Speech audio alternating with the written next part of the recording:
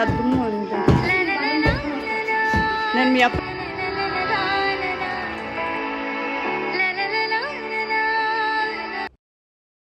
Hello மக்களே, welcome back to shades of Bhavya. Welcome back to one more long video. Hope எல்லாரும் நல்லா இருக்கீங்கன்னு நினைக்கிறேன். ஸோ இந்த வார லாங் வீடியோட நம்ம திருப்பி வந்துட்டோம். ஃபர்ஸ்ட் ஆஃப் ஆல் நான் ஒரு தேங்க்யூ நோட்டோட இந்த வீடியோவை ஆரம்பிக்கிறேன். ஸோ நான் என்ன ஷார்ட்ஸ் போட்டாலும் என்ன வீடியோ போட்டாலும் உங்களோட கண்டினியூஸ் சப்போர்ட் எனக்கு இருக்குது. ஸோ அதுவே எனக்கு கொஞ்சம் பூஸ்டிங்காக இருக்குது, வீடியோஸ் போடணும் கண்டினியூஸாக அப்படின்னு. அண்ட் ரிப்பீட்டடாக நிறைய பேர் என் வீடியோஸை பார்த்து ரொம்ப இன்ஸ்பைரிங்காக இருக்குதுன்னு சொல்கிறீங்க. ஸோ அதெல்லாம் பார்க்கும்போது எனக்கு ரொம்ப இன்ஸ்பைரிங்காக இருக்குது. ஸோ போக போக இன்னும் நான் பெஸ்ட் வீடியோஸை கொடுக்கணுன்ற ஒரு தாட்டும் எனக்கு வருது. ஸோ அதனால் கண்டிப்பாக நான் வந்து என்னால் முடிஞ்ச அளவுக்கு என்னென்ன பண்ண முடியுமோ உங்கள் கூட நான் ஷேர் பண்ணுறேன். ஸோ நிறைய பேர் வீக்லி விலாக் தான் கேட்குறீங்க. ஸோ சாட்டர்டே சண்டே டைம் இருக்கிறதுனால நான் அந்த வீக்லி விலாக்ஸ் தான் வந்து வீக்கெண்டாக ஷூட் பண்ணிகிட்ருக்கேன். அன்றைக்கி ஒரு சாட்டர்டே விலாக் தான் நான் ஷூட் பண்ணியிருந்தேன். ஸோ இது வந்து காம்பினேஷன் ஆஃப் ஒரு 2-3 டேஸ் சேர்த்து நான் போட்டிருக்கேன். ஸோ சாட்டர்டே அன்றைக்கி காலையில் எனக்கு இட்லி ரொம்ப பிடிக்கும்னு அம்மா செஞ்சுருந்தாங்க வித் சாம்பார். சாம்பார் வந்து எக்ஸ்ட்ராவே செஞ்சுட்டாங்க, ஏன்னா ஆஃப்டர்நூன் கெஸ்ட் வர போகிறாங்க அப்படின்னு. பிரேக்ஃபாஸ்ட் வந்து முடிச்சதுக்கப்புறம் கொஞ்சம் நேரம் ரிலாக்ஸ் பண்ணிட்டு ஃப்ரெஷ் ஆகிட்டு வந்துட்டேன். ஸோ நிறைய பேருக்கு என்ன டவுட்னா, இப்போ எல்லோரும் காலேஜ் சேர்றீங்கல்ல, என்னோடய மார்க்ஸ் எவ்வளோன்ற மாதிரி கேட்டிருந்தீங்க நிறைய வீடியோஸில். ஸோ நான் அவ்வளோ பெரிய டாப்பர்லாம் கிடையாது, பட் 80+ வாங்கியிருப்பேன் எல்லாத்துலேயுமே. ஸோ 10த்துலேயுமே 82, 12த்துலேயுமே 83, college first year, second year, third year எல்லாமே சேர்த்து 86, அண்ட் எம்டெக்லுமே ஆல்மோஸ்ட் 7.9 to 8 அந்த ரேஞ்சில். எனக்கு கரெக்டாக எம்டெக் மார்க்ஸ் தெரியல, but still border of 7.9 to 8 இதுதான் இருக்கும் என்னோடது. எப்போவுமே ஒரு அபவ் ஆவரேஜ் ப்ளஸ் ஒரு 80s ரேஞ்சில் இருக்கும். நான் அவ்வளோ பெருசாக ஒரு 90s அந்த மாதிரி எடுக்கிற கேட்டகரி கிடையாது. ஸோ இந்த மாதிரி தான் எடுத்தேன். இதை வச்சு தான் நான் காலேஜ் ஸ்கூல்லையுமே போனேன். அதுக்கப்புறம் பிஎஸ்சி முடிச்சுட்டு அப்புறம் எம்டெக் முடிச்சுட்டு இதுதான் என்னோடய பர்சன்டேஜ் எல்லாத்துலேயுமே. ஸோ எல்லாருக்குமே நான் என்னோடய பழைய வீடியோஸ்லேயே சொல்லியிருந்தேன், நான் ஏன் வந்து காலேஜில் வந்து நிறைய மார்க் ஸ்கோர் பண்ணேன், but mark is just a number ஏன் சொல்கிறேன் அப்படின்னா, 12த்தில் நான் எக்ஸ்பெக்ட் பண்ண மார்க் வரல. அப்போது எனக்கு இருந்த மெச்சூரிட்டிக்கு எனக்கு எல்லாமே நம்பர்ஸ், மார்க்ஸ் அப்படி தான் இருந்துச்சு. அப்படி தான் இந்த சொசைட்டியுமே பார்த்துச்சு. லைக் மார்க் எடுத்தால் தான் நல்லா படிக்கிற பொண்ணு, குட் கேர்ள் அந்த மாதிரி ஒரு டேக். பட் ஸ்டில் எனக்கு இப்போ என்ன தோணுதுன்னா, மார்க் இஸ் ஜஸ்ட் நம்பர் தான் நிஜமாவே. ஸோ எனக்கு வந்து ஒரு நல்ல காலேஜ் தான் கிடச்சிது. காலேஜ் வந்து ஸ்ரீகிருஷ்ணா எல்லாருக்குமே தெரியும். ஸோ நல்ல காலேஜே கிடச்சிது. அதுக்கப்புறம் அங்கே 3 இயர்ஸ் படித்து அப்படி தான் என்னோடய லைஃப் ஸ்டார்ட் ஆச்சு. 10th ஸ்டாண்டர்ட் சிபிஎஸ்சின்றதுனால 8.2 சிஜிபிஏன்றது ரொம்ப கம்மி தான். பட் எனக்கு வந்து அந்த டைமில் எனக்கு ஒரு ஹர்ட் ஆச்சு. நம்ம என்ன 8.2 தான் எடுத்திருக்கோம், எல்லாருமே 9.10 அந்த மாதிரிலாம் எடுக்கிறாங்க அப்படின்ற மாதிரி இருந்துச்சு. பட் ஓகே, பரவாயில்ல, என்ன பண்ணுறது, அவ்வளோதான் வந்துச்சு போல், அவ்வளோதான் அறிவு இருக்குது போல் அப்படின்ற மாதிரி நானே நினச்சி தேற்றிக்கிட்டேன்.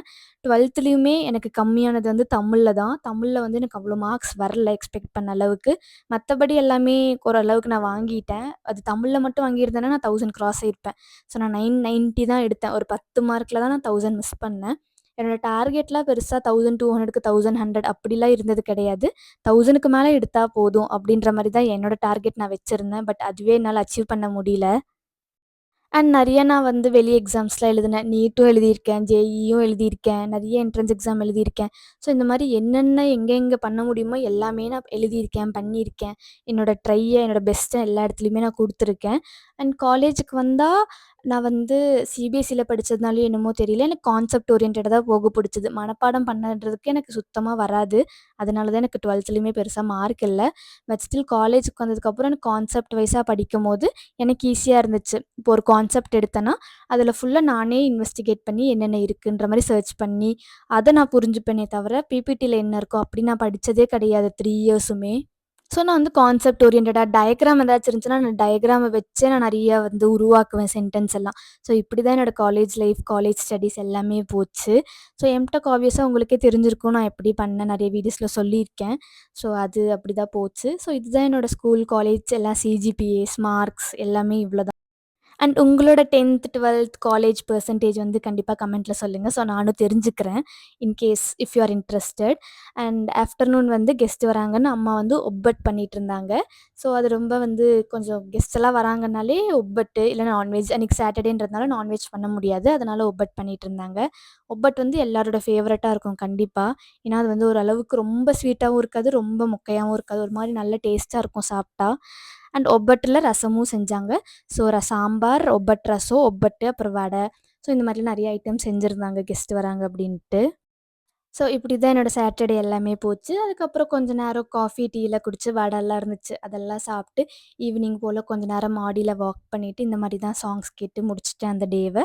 ஸோ அடுத்த டே வந்து சண்டே நான் விளாக்ல ஷார்ட்ஸ்ல சொன்ன மாரி ஒரு விருந்துக்கு போயிருந்தேன். அங்க போய் நெறைய சாப்பிட்டு, இந்த மாரி தான் அந்த சண்டே ஸ்டார்ட் ஆச்சு. ஸோ உங்க கூட நான் எல்லாமே ஷேர் பண்ணியிருக்கேன். கன்டினியூவா பாருங்க.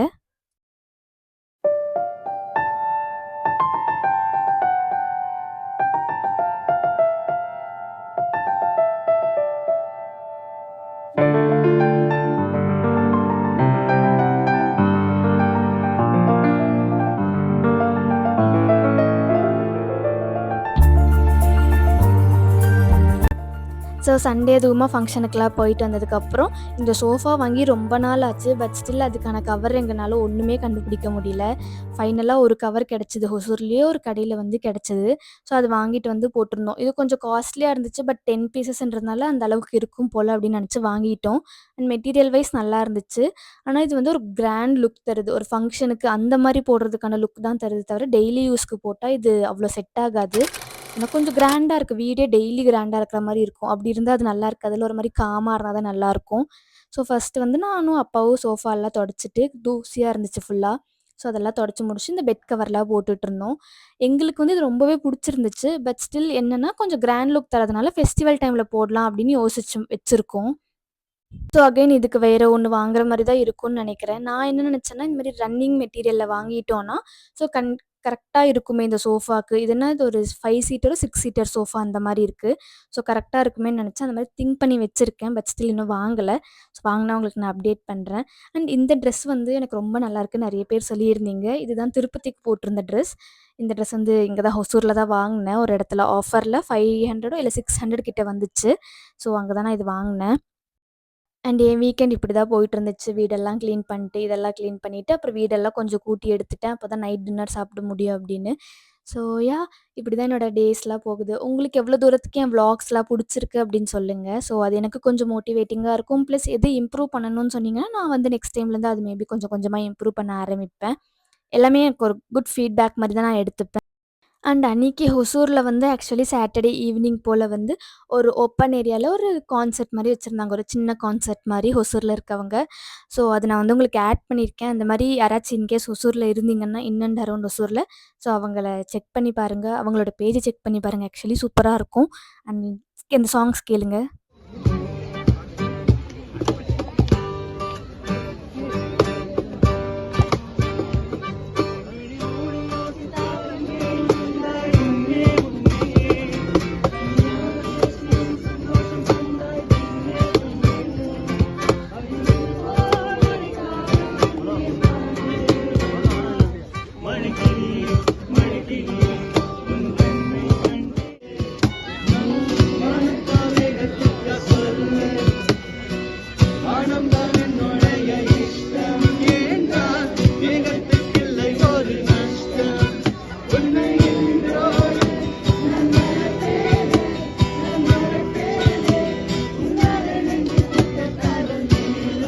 அண்ட் உங்களோட favourite song, recent time favourite song எதுன்னு கமெண்ட்ல சொல்லுங்க.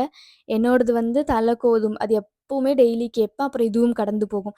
இந்த 2 சாங் எப்பவுமே என் பிளேலிஸ்ட்ல டாப்ல இருக்கும். டெய்லி கேட்பேன். அவ்வளோ ஃபேவரட் எனக்கு. ஸோ உங்களோடது என்னன்னு சொல்லுங்க. நான் வந்து அதுவுமே என் பிளேலிஸ்ட்ல ஆட் பண்ணிக்கிறேன். ஸோ நெக்ஸ்ட் டே மார்னிங் வந்து மண்டே. ஸோ அன்றைக்கி ஆஃபீஸ் போகலை. நான் ஷார்ட்ஸ்லேயே சொல்லியிருந்தேன்ல, என்னால் அன்றைக்கி ஆஃபீஸ் போக முடியல. அதனால வீட்டில் தனியாக தான் இருந்தேன். ஸோ காலையிலேருந்து எவ்வளோ முடியுமோ அவ்வளோ வேலைக்கு முன்னாடி க்ளீன் பண்ணி வச்சிடலாம் வீடு அப்படின்னு தான் நான் டேவை ஸ்டார்ட் பண்ணேன். ஸோ ஃபர்ஸ்ட் வேலையை எந்திரிச்ச உடனே வீட்டுக்குள்ளே லைட் வரணும்ல, அதனால எல்லா ஸ்க்ரீனையும் தள்ளி விட்டு பெட்ஷீட்டெல்லாம் மடித்து வச்சுட்டு, அதுக்கப்புறம் பொறுமையாக காஃபி குடிச்சிட்டு ஆரம்பிக்கலாம்னு நினச்சேன். அம்மா, அப்பா அன்னைக்கு காலையிலேயே ஊருக்கு போயிட்டாங்க. அம்மா வந்து லஞ்ச்லாம் ப்ரிப்பேர் பண்ணி வச்சுட்டாங்க. நான் வேலைக்கு போயிருவேன் அப்படின்னு நெனச்சு. பட் அன்னைக்கு நான் லேட்டா எந்திரிச்சிட்டேன். அதனால என்னால போக முடியல.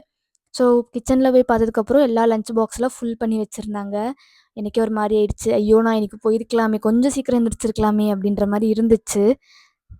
சரி, ஓகே. ஃபர்ஸ்ட் வேலை கொஞ்சம் டைம் இருந்துச்சு. ஸ்டார்ட் பண்றதுக்கு முன்னாடி கிச்சன மட்டும் கிளீன் பண்ணி வச்சிரலாம். அதுக்கப்புறம் ஆஃப்டர்நூன் லஞ்ச் வந்து தயிர் சாதம் இருக்கு. அத வச்சு மேனேஜ் பண்ணிக்கலாம் அப்படின்னு நெனச்சுட்டு, ஃபர்ஸ்ட் கிச்சன் உள்ள போயி எல்லாமே கிளீன் பண்ணிட்டு, ஒரு காஃபி மட்டும் போட்டு குடிச்சுட்டு, அதுக்கப்புறம் என்னோட வேலைய ஆரம்பிச்சேன். ஸோ இந்த மாரி தான் கொஞ்சம் பொறுமையா ஆரம்பிச்சுட்ருந்தேன். அண்ட் நான் வீடியோஸ் எடுக்கிறது வந்து எய்தர் ட்ரைபாட்ல இல்லைனா ஏதாச்சும் பாக்ஸ் வச்சு இல்லை நானே ஒரு இடம் தேடி அந்த மாதிரி தான் இப்போ வரைக்கும் நான் எடுத்துகிட்ருக்கேன். இல்லைனா வீட்டில் யாராச்சும் சப்போர்ட் பண்ணாங்கன்னா வீட்டில் அந்த மாதிரி வீடியோஸ் எடுப்பேன். இப்போ இந்த வீடியோ வந்து நான் வந்து ஒரு உப்பு டப்பா கிட்ட வச்சு தான் எடுத்துகிட்ருக்கேன். ஸோ நான் வேலை பார்க்குற மாதிரி இந்த மாதிரி தான் இனிஷியல் ஸ்டேஜ்லேயுமே வீடியோஸ் நீங்கள் ஆரம்பிக்கணும்னு நினச்சிங்கன்னா ஸ்டார்ட் பண்ணுங்கள். இது ஒரு குட் ரெஃபரன்ஸாக இருக்குன்றதுக்காக தான் நான் இதில் சொல்கிறேன். அண்ட் அம்மா பேக் பண்ணி வச்சுருக்க எல்லா பாக்ஸஸும் உங்களுக்கு காமிச்சிட்ருக்கேன். நான் வேலைக்கு போகணும்னு நினச்சி பண்ணியிருக்காங்க. பட் நான் போகலை. ஸோ அதெல்லாமே ஆஃப்டர்நூனுக்கு அப்படியே யூஸ் பண்ணிக்கலாம் அப்படின்ட்டு தான் நான் எடுத்து செப்பரேட்டாக வச்சு க்ளீன் பண்ணிகிட்டு இருந்தேன் கிச்சனை. அண்ட் இங்கே க்ளீன் பண்ணிகிட்ருக்க கேப்பில் ஒரு ஜஸ்ட் எனக்கு தெரிஞ்ச ஒரு தாட் நான் உங்க கூட ஷேர் பண்ணிக்கிறேன். ஸோ நம்ம சின்ன வயசில் இருக்கும்போது நம்ம கடவுள்கிட்ட என்ன வேண்டுவோம், நம்மளுக்கு எந்த பிரச்சனையும் வரக்கூடாது அந்த மாதிரி தான் நம்ம வேண்டுவோம். ஏன்னா நம்மளுக்கு பிரச்சனையே இல்லாத அப்படியே ஒரு சாஃப்டான லைஃப் வேணும் அப்படின்னு தான் நினச்சிப்போம் எல்லாருமே. ஒரு ஈச் அண்ட் எவ்ரி இண்டிவிஜுவல் இந்த லைஃப்பில் இருக்கவங்க, இந்த உலகத்தில் வாழ்ந்துட்டுருக்கவங்க. பட் ஸ்டில் நீங்கள் இப்போது ஏஜ் ஆக ஆக மெச்சூரிட்டி வர வர நம்ம என்ன யோசிப்போம்னா, ப்ராப்ளம்ஸ் வந்து நம்ம பார்ட் ஆஃப் லைஃப். அதை நம்ம எப்படி ஹேண்டில் பண்ணணுன்ற பவரை தான் நம்மளுக்கு கொடுக்கணுன்ற மாதிரி கடவுள்கிட்ட வேண்டிப்போம். எஸ், அது உண்மைதான். அது எல்லாருமே நீங்கள் ஒரு லெவல் ஆஃப் ஏஜ் வந்ததுக்கப்புறம் உங்களுக்கே அது புரிய ஸ்டார்ட் ஆயிரும். இந்த லைஃப்பில் இருக்கவங்க ஒருத்தருமே அந்த ப்ராப்ளம்ன்றத கடந்து தான் வந்தாகணும். ஸோ அதுக்கான பவரையும் அதுக்கான ஸ்டெபிலிட்டியும் நம்மளுக்கு கொடுத்தா போதும். அதை கிராஸ் பண்ணி வர்றதுக்கான ஒரு ஸ்ட்ரென்த் இருந்தால் நம்ம ஃபேஸ் பண்ணிடலான்ற மாதிரி தான் நம்ம எல்லாருமே வேண்டுவோம் கடவுள்கிட்ட. ஸோ அதுதான் ஒரு லெவல் ஆஃப் மெச்சூரிட்டின்னு நான் நினைக்கிறேன். ஸோ இப்போ நீங்கள் யாராச்சும் ஏதாச்சும் ப்ராப்ளமோ இல்லை ஏதாச்சும் ஒன்று ஃபேஸ் பண்ணிருக்கீங்க, ஏதோ ஒரு லோ டைமில் இருக்கீங்கன்னா just pray for it. But அதை நீங்கள் ஃபேஸ் பண்ணி தான் ஆகணும், யாராக இருந்தாலுமே சரி. ஸோ அதை ஃபேஸ் பண்ணிட்டு அது நெக்ஸ்ட்டு வந்துடுங்க. ஏன்னா எல்லா ப்ராப்ளமுக்குமே ஒரு சொல்யூஷன் இருக்கும். எதுவுமே அப்படியே நின்றுராது. ஸோ எல்லாத்தையுமே ஒருத்தங்களா தாண்டி தாண்டி வந்தால் அது ஈஸியாக கடந்துட முடியும். So just have power to cross it. Just pray for it. அவ்வளோதான். So simple. சொல்கிறதுக்கு ஈஸி தான். பட் அது அது ரியாலிட்டியில் இருக்கும்போது தான் கஷ்டமாக இருக்கும். பட் அது நம்மளுக்கு ஆப்ஷன் இல்லை. ப்ராப்ளம்ஸ் ஆர் பார்ட் ஆஃப் லைஃப்ன்ற மாதிரி நம்ம அக்செப்ட் பண்ணிக்க தான் ஆகணும். எப்படி நம்ம சந்தோஷம் வந்தால் மட்டும் ஹாப்பியாக எடுத்துக்கிறோம், ஜாலி நம்மளுக்கு இது அப்படின்ட்டு. ஸோ இதுவுமே ப்ராப்ளம்ஸ் வந்தாலுமே நம்ம அக்செப்ட் பண்ணிக்கிற கெப்பாசிட்டி இருந்து மூவ் ஃபார்வர்ட் பண்ணிகிட்டே இருக்கணும். யாருமே நின்றுறாதீங்க உங்களுக்கு மட்டும்தான் அந்த ப்ராப்ளம் இருக்குது அப்படின்னு நினச்சி.